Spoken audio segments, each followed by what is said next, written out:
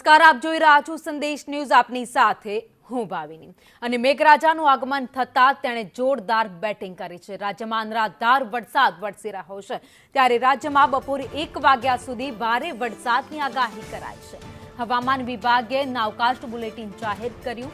અમદાવાદમાં અતિભારે વરસાદનું ઓરેન્જ એલર્ટ જાહેર કરાયું. સુરેન્દ્રનગર, ભાવનગરમાં ઓરેન્જ એલર્ટ આપવામાં આવ્યું, તો રાજકોટ, મોરબી, જૂનાગઢમાં વરસાદનું ઓરેન્જ એલર્ટ અપાયું છે. પોરબંદર, ગીર સોમનાથમાં પણ ઓરેન્જ એલર્ટ આપવામાં આવ્યું. દ્વારકા, જામનગરમાં ભારે વરસાદને લઈ ઓરેન્જ એલર્ટ અપાયું છે. રાજ્યના અન્ય તમામ જિલ્લામાં વરસાદનું યલો એલર્ટ આપવામાં આવ્યું છે. ગાજવીજ અને પવન સાથે ભારે વરસાદની આગાહી રાજ્યમાં કરવામાં આવી છે.